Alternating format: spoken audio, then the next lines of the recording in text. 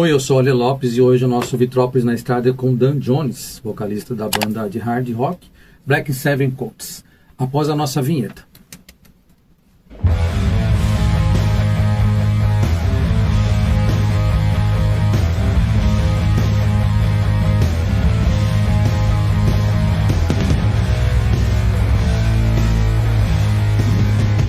Dan Jones é vocalista e líder da banda Black Seven Coats, tá? Banda de Indaiatuba, São Paulo, que funde a atitude moderna do hard rock clássico de arena com a produção de nível global e parcerias internacionais. Ele comanda a expansão da banda rumo aos palcos e turnês pelo exterior. E aí, Dan, como é que você tá? Opa! Tudo bem? Beleza aí, Ale? Opa, Estamos prazer aqui aí, no seu espaço aqui. O Ale veio de Sorocaba aí, ó. Até Indaiatuba para curtir aí o nosso estúdio aqui, fazer a gravação desse podcast. Cara, legal, um estúdio bacana, legalzinho um espaço aqui, tudo bem organizado. Obrigado pela presença aí, Show viu? de bola. Valeu. Vamos lá. Vamos bater um papo aqui? Vamos bater um papo. Vou falar um pouquinho sobre a carreira do Jan aqui, tá? Sobre os lances que ele tá bolando aí, que ele tá fazendo. E um pouco da história do cara, que o cara manda muito no rock and roll, hard rock. Vamos lá. Isso aí, vamos lá. Dan, como nasceu o seu desejo de liderar um projeto com essa pegada arena rock? E quem são suas maiores referências vocais? Então, eu desde criança eu gosto de rock and roll, né? Meus pais ouviam, né? Eu sou da década de 70, assim, né? Nasci na década de 70, então tem muita coisa boa, né? E, assim, eu não sou fã de uma banda só, né? Mas tenho várias referências. Eu gostava muito na época de bandas como Def Leppard, né? Na década de 80 veio Skid Row, Mr. Big, que mais que me influenciaram aí? Scorpions, né? Toda essa banda aí, dessa levada aí, hard rock, né? A maioria era hard rock mesmo, né? Não tinha outra influência não, né? Não, eu ouço de tudo, assim, né? Mas eu gostava muito do hard rock. Eu acho que o hard rock era um som que era parecido comigo, né? Primeira vez que você pegou numa guitarra e tocou, que idade você tinha, mais ou menos? Lembra? Cara, eu tinha, acho que chega de 8 para 10 anos, né? Já? Caraca, mano. Já pegava na guitarra? Já. Tá, eu tinha um amigo meu que, na verdade, ele tinha... Porque naquela época era muito difícil, né? A gente passava, assim, eu não tinha condição de comprar instrumento musical.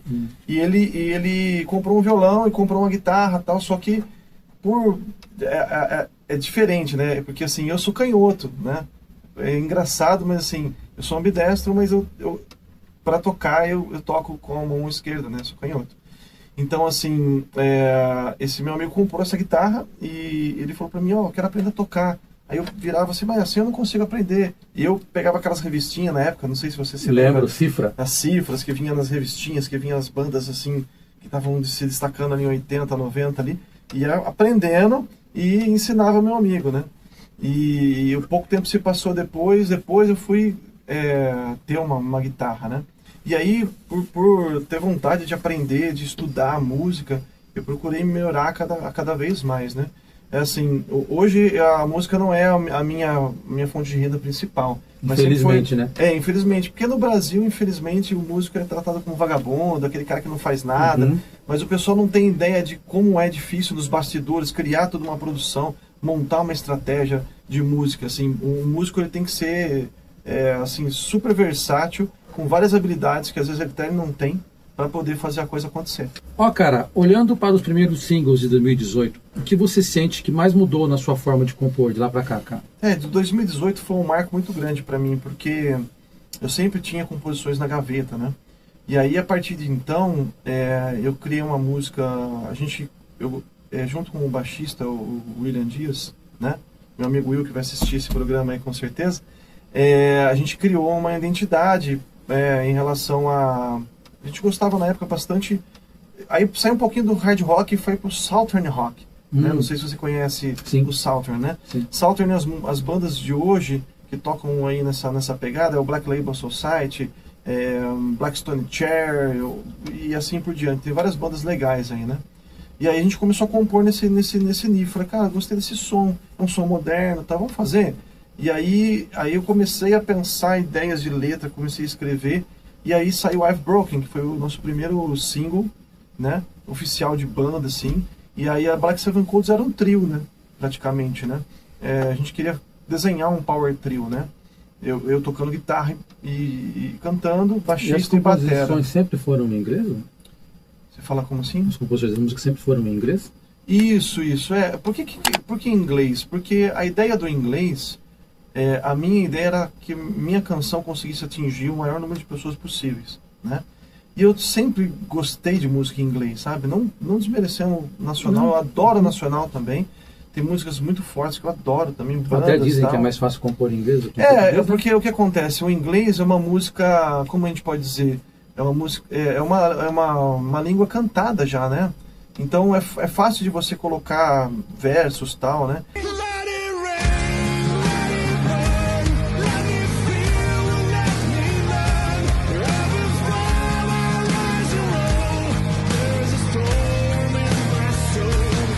O nome da banda, cara, como é que surgiu? Qual o significado dele? Então, como eu te disse, né? Eu iniciei com o William Dias e ele é o baixista, né? E a gente começou a pensar os nomes.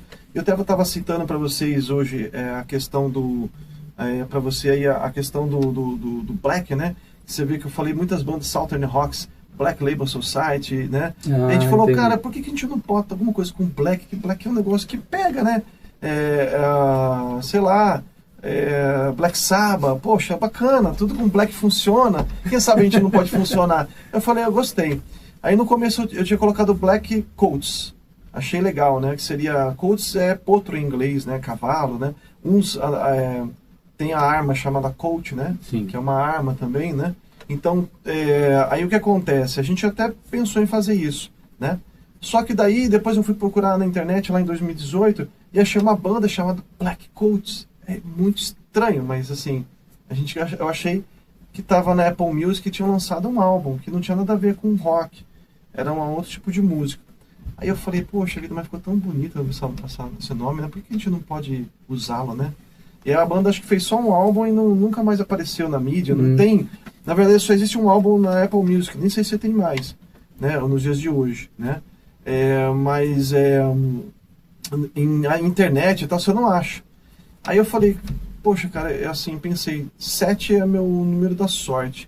Então por que a gente não põe no meio Black Seven Coats, né? Então o 7 veio daí, o número da sorte. É um número que eu sempre uso quando eu preciso, assim, em algum momento, é um número que me dá muita sorte, o número 7, né?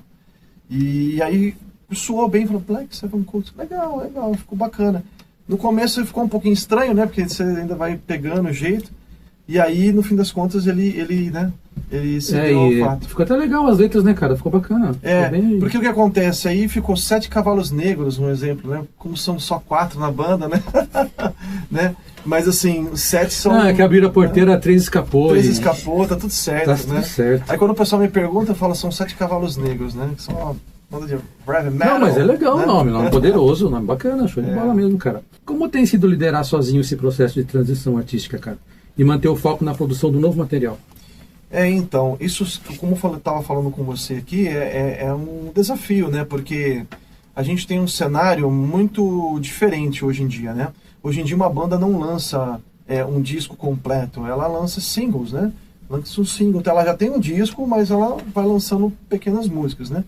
Antigamente você tinha, tipo assim, você lançou um disco, aquele disco o pessoal consumia, comprava, pô, legal, né? Dependendo da inclusive assim, a gente tem o nosso disco, vai lançar o disco, né? Vai lançar ele por completo, mas hoje é tudo muito diferente, né?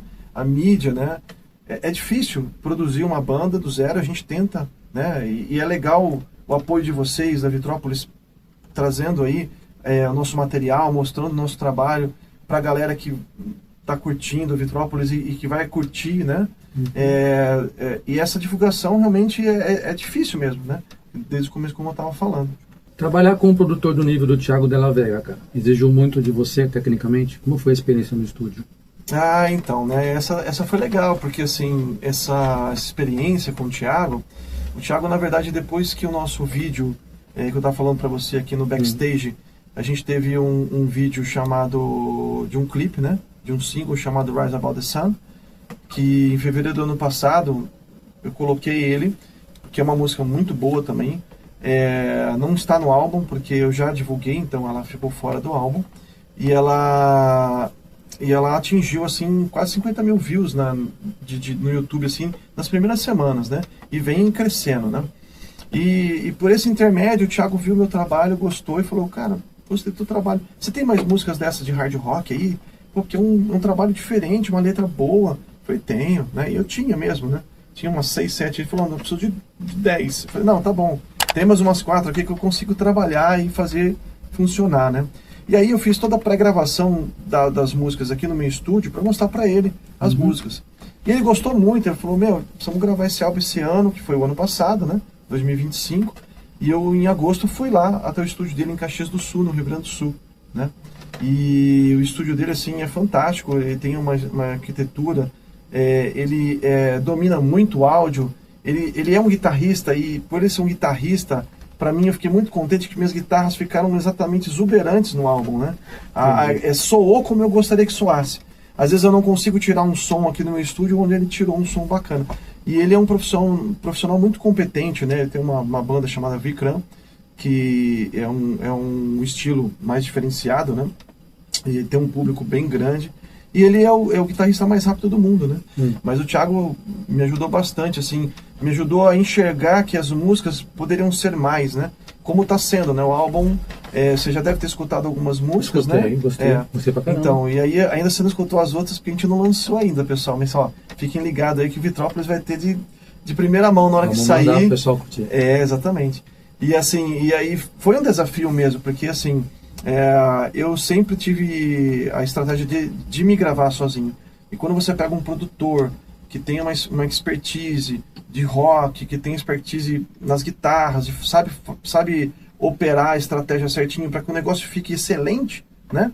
Isso me surpreendeu, assim. O álbum On Heart on Fire chega agora em 2026. O que esse título representa para você pessoalmente, Ida? Cara, On Heart on Fire ele é um álbum que junta letras fortes, né?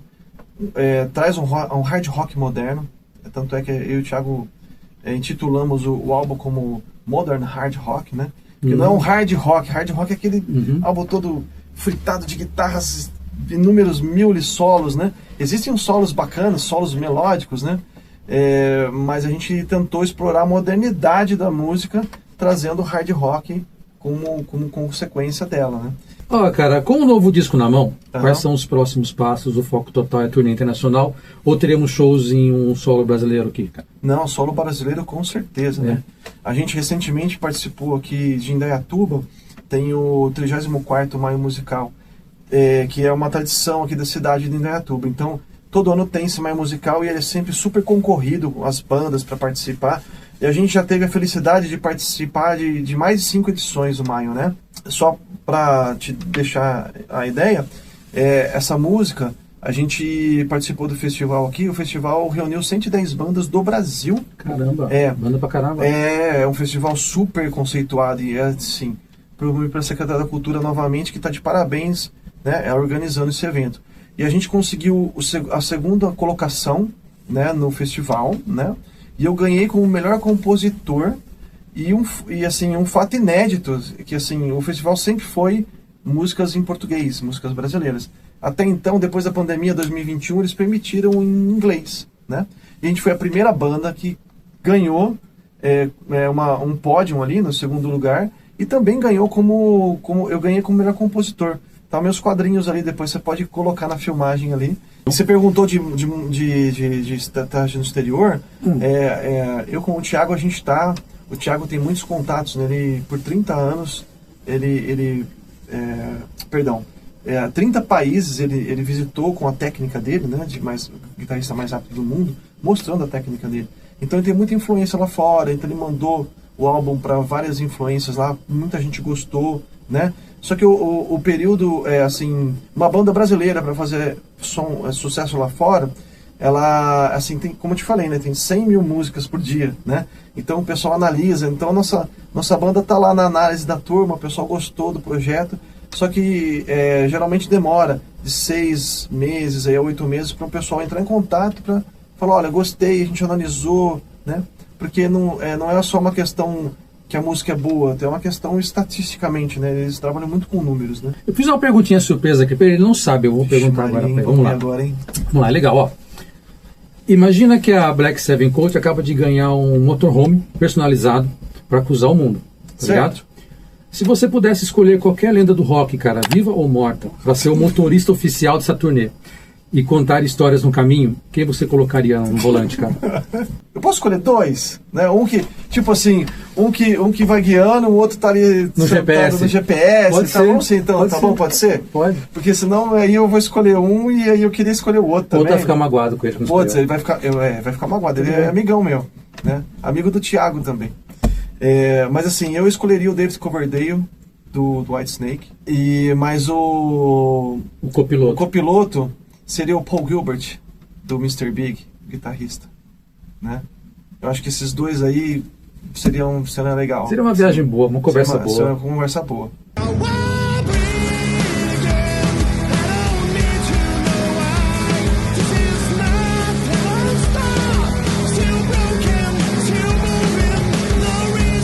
Aproveitar que tem um tempo ainda, cara. Vamos Conta lá. pra nós um perrengue que você passou aí.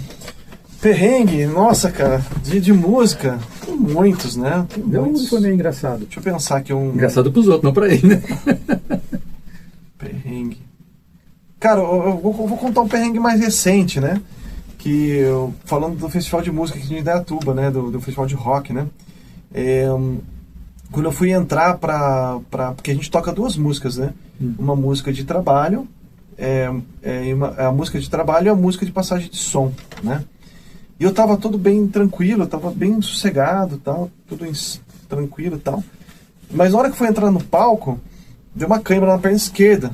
Eita. E assim, uma cãibra forte, assim, de dor, assim, eu não... E assim, no festival conta muitas performance e tal, né?